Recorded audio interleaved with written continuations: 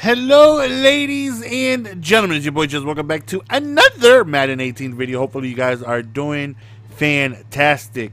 So, this is our very first game with all of the new additions that we added to the squadron. In case you guys don't know who it is we picked up and why it is we didn't pick up certain players and whatnot, link to that video is in the description in case you guys want to check that out. So, if you take a look at my opponent's top three, you see that he had a 91 overall as his top player.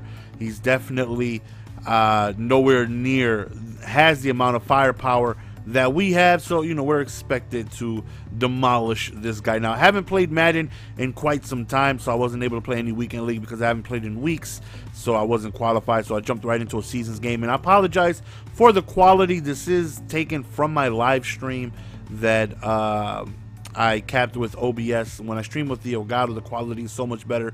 But on OBS, it's far, far, far less, and that's why it looks so grainy and whatnot. But our first opponent just ends up quitting, very outmatched. I didn't even get an offensive play, and you can take a look at my opponent's top three now, and definitely a lot better, more suited to handle the squadron that it is that we have on the field. So of course I'm anxious to give Bo Jackson a shot. He has 99s damn near everywhere, and hopefully he can be as dominant as he looks. And I'm really looking forward to trying out the new Anthony Barr. Speaking of Anthony Barr, he gets a huge forced fumble right there. Unfortunately, he ends up recovering, but still the new squad just looks crazy. It looks a lot of fun, and once the Blockbuster promo drops, I definitely want to get back in there and start playing and trying to see if we can have some fun here and seeing what it is we can do with the new players. So I don't believe they're going to be adding any more new players.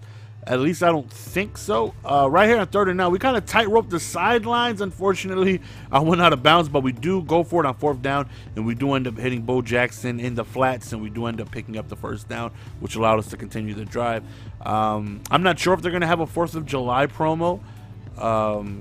If they do, then that's definitely that I can think of the last promo.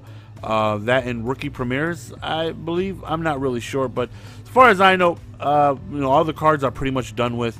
I know they said they're done with power-ups, which I didn't know, because when I took a look at some of the Blockbuster players, I wanted some, and some of them had power-ups like Patrick Peterson, Luke Kuechly, and there's a handful of players there, but they weren't able to power them up and whatnot. But still, the Blockbuster promo I think is a huge hit, not only because the cards are amazing, which they are, right? The cards are really, really, really good.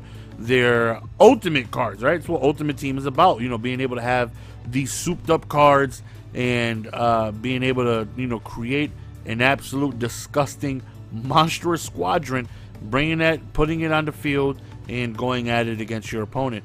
The thing that I think really, really, really makes the promo significantly amazing is that there's 100 different ways to attack the promo to get cards. You can put in silver tokens, gold tokens, elite players, draft players, replay players, NFL, I think I said draft players, right? Ultimate Legend players. There's so many different ways you can attack getting tickets to get players that really, really, really makes the promo a easy smash home run. And I really hope that they can continue doing sets like that in the future. Don't just make it one way to get whatever it is you need, as Bo Jackson gets a nice run on the sidelines right there. I like being able to have 15 different ways to attack a set. Not only is helping me clear my binder, it's helping me get the cards that I want, and I'm able to use multiple resources to be able to get the cards that I want. And Bo Jackson, he gone. I said he gone. Beautiful run right there, taking it all the way for a touchdown, putting us up 10-3.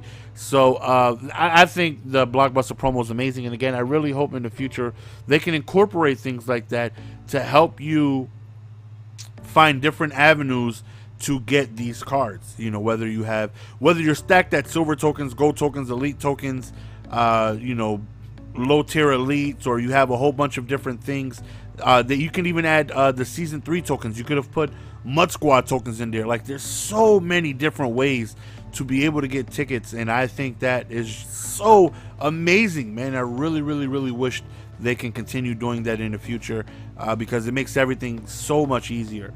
And absolutely love the promo as we get a big interception right there. Not only do we get an interception, we do take it all the way for 6, and we end up scoring just before halftime with only 50 seconds remaining, being able to go up 17-3. And that right there, I feel like can potentially put the game away at that point. Defense is looking good, and he ends up, as you see, quitting, and we go right into the next game. And this guy has golden ticket Moss, he has golden ticket Shazier, and he has himself a squad, man. And not only does he have himself a squad, he ends up running a blitz, pretty tough blitz, sending 6 out of 4-3. And I run this blitz, and I don't run it I don't really run it.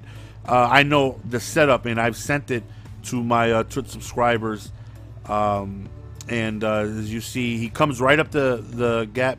You put him on a QB spy. As soon as you hike the ball, he'll shoot through the gap right there, and he's sending 6. Very, very good blitz, because it's quick, sending 6, and it's tricky to pick up, as we end up hitting offensive linemen in the back of the head, unable to pick up the first down. So not a good start, right? Not a good start at all. We're 1 game away from the playoffs here, and he's sending, some pressure. So, lets me know he knows what he's doing here on defense. He's got a cover 2 blitz that he sent. If we can hold him to defense, if we can hold him to 3 here, which is what it is we do, I feel good, because that if he continuously calls that play, it's stacked on the right side with the middle linebacker being blitzed in. Easy access on the left side of the field. So I have to change my offense, and I have to attack the left side of the field, which it is we're going to do. And I feel like we can have a lot of success attacking, running the left side, running up the middle, and attacking the weakness of that defense. Because again, I ran that defense myself at one point, and I know the weaknesses of it. And speaking of weaknesses, unfortunately, we end up getting a strip fumble from Bo Jackson. That right there is not good, right? You get somebody with 99 and everything, the last thing you want to see is a strip fumble. Like, if I fumble, let it be from a careless, misplaced air truck, and then Night Train Lane slaps the hell out of me with a crazy hit stick. But, a CPU strip right there, that definitely was frustrating. I cannot tell a lie.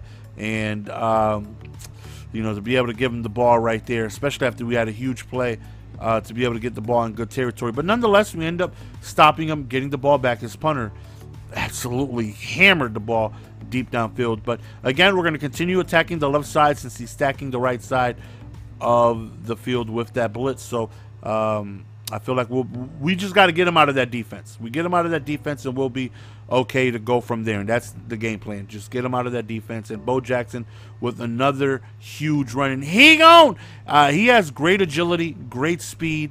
Obviously, the trucking doesn't really matter too much, because majority of the people you go against all have secure tacklers. Like, out of the 11 positional players on the field, probably half or more of them, I'm sure, have secure tacklers. So it makes it difficult, right? The option to truck somebody really isn't there. It doesn't happen too often, and juking has been nerfed a ton. You can still juke, but as long as they click on in time and user the player, it's pretty much damn near impossible to juke somebody, unless, you've seen a few jukes in this game where they didn't click on in time, which allowed us to get the juke off. But at this point, all you're really worried about is speed and somebody that can fall forward on plays, because everybody has secure tackle and whatnot. And I feel like secure tackle, as we get a big interception right there, I actually switched up my defense, because you guys know I love running cover 2 invert. And what he was doing was putting his running back on a route, which not too many people do. Like, I rarely put my running back on a route. I usually block him at all times if I'm passing the ball, which most people do. And he was putting his running back on like a swing route, so my hard flat would pick him up. And as we get another interception, Camp Chancellor with a second interception, already paying dividends, looking like a monstrous player, which would allow me to be on the left side of the field, due to the flat picking up the running back, and him having like a C route or out route or something like that, just being easily open. But right here, we just played safe. Don't want to make any mistakes, man. Unfortunately, we do not get in the end zone on third down. We tried toss, and I should have spun inside. I didn't think he was going to play the angle that great, but unfortunately, he ends up holding us to 3, but nonetheless, you know, we'll take it. We'll go up 17-3 and see if we can put the game away with the lead that we have from here. As long as we can hopefully not allow him to put any points on the board right here, we should be okay. Yeah, so again, Bo Jackson looks, you know, monstrous, but again, because trucking is very, very, very difficult. I mean, if somebody doesn't have secure tackler, he's running them over. But again, more often than not, you're playing against people that have secure tackler all over the place, so it makes it very difficult. That's something I think they should change as well. Like, I would like to see secure tackler, something along the lines of maybe like a hot hands. Like if it's usered throughout the duration of the play, then, you know, that would be great. I think that would be a significant change to a secure tackler and kind of give trucking backs the option to actually run people over, or not even use it from the beginning, or at least like you have to click on, you know, because if I like literally everybody except one, well, my D line doesn't have it, but all my cornerbacks have it, all my secondary players have it, all my linebackers have it. The secure tacklers all over the field. So it doesn't matter who they run into, and we tackle on aggressive too. So it doesn't matter who they run into, the tackle is going to be made to where you can't truck anybody, you know, and I don't even have to do anything. The computer can do it.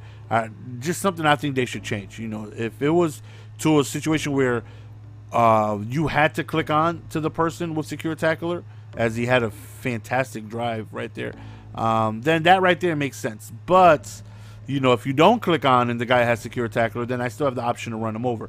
You know, secure tackler just completely makes it difficult to move the ball.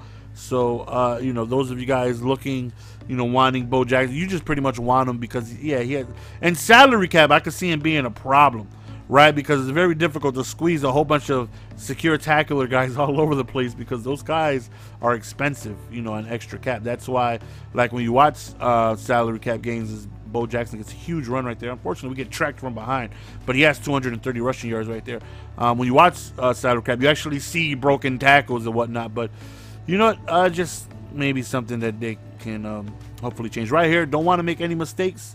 I feel like my defense is playing pretty well. I just want to go up 2 possessions, just be able to put the pressure on him and ensure that even if he scores a touchdown, no matter what, I still guarantee myself the lead. So you've seen that we kick a field goal. We go up 10 points. So he has 3 minutes. He has to move the ball and get in at least field goal range pretty quickly. So I don't mind him scoring here because, again, we are up 2 possessions. All I want to be able to do is slow him down and prevent him from scoring quickly. Let it be a lengthy drive. Let him take a lot of time off of the clock because, you know, time is against him at this point. And he does get himself a very big 4th down right there. I thought I was there to at least get a hand on the pass. I don't know how he was able to squeeze that in, but good play by him. 2-minute warning is upon us. And right here, he gets a huge play, huge play over there to the left side. 2-minute warning. He's already in field goal range. I thought he should have went for the field goal right then and there. And he still had 3 timeouts. So, you know, he's taking some time off the clock, but he does settle for the field goal on 3rd down. I felt like it was unnecessary time. He took off about 30 seconds off the clock that he could have saved by just kicking the field goal, you know, right away. Not even, almost a minute goes by, and he ends up kicking the field goal.